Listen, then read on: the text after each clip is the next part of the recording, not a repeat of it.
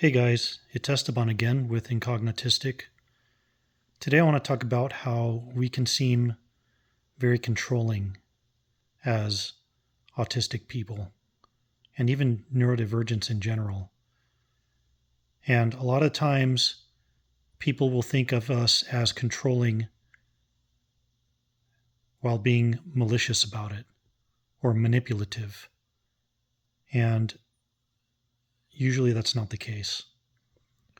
The reason we control and we try to control everything around us is to stabilize our environment, to stabilize those patterns and routines that we thrive by. Because when those routines and patterns are disrupted, our whole life is disrupted. And it takes a lot to bounce back from those disruptions. Now, most neurotypical people are able to just go on to the next thing or just quickly bounce back and start doing the same thing. For me, that's a magic power because when I get distracted by something, it really throws me off, especially when I'm doing something that I'm hyper focused on.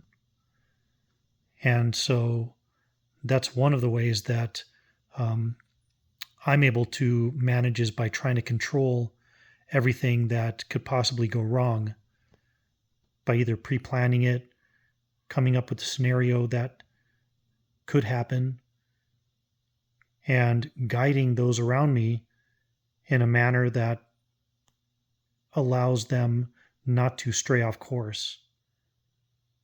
And this is what is seen as controlling often by other people in a malicious way when neurodivergents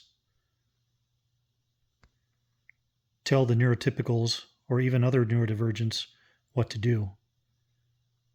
And that controlling aspect is just something that we need in order to make sure that everything goes right. And most of us don't want to be assholes about anything. We're just trying to live and not have any more trauma come to us and be inflicted because we're thrown off of our routines. Another form of this control is when we're told something and we don't believe it because we haven't seen it or it's not possible within our own minds. And we try to dispute it despite it's something that the other person may have seen or experienced themselves as just trying to relay it to you. The control of our own thoughts and minds varies as far as what we can and cannot absorb.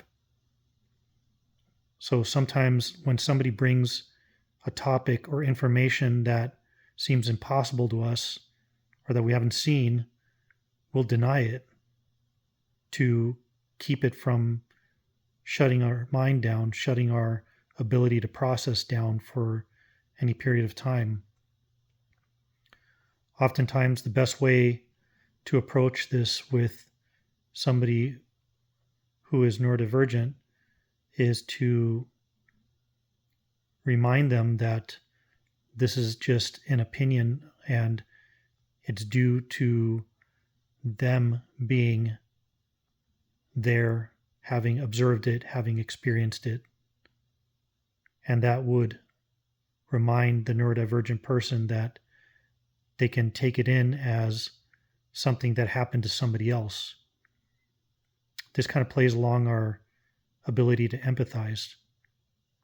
And one of the things that helps me empathize with somebody is if I experienced the same thing that they're talking about.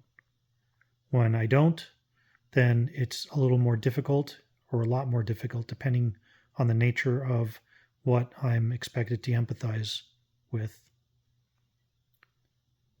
But either way, those are several topics along the lines of control and how neurodivergents like to control their environment. in order to stay sane, to cope, and to continue on task. What do you think? Thanks for watching. Bye.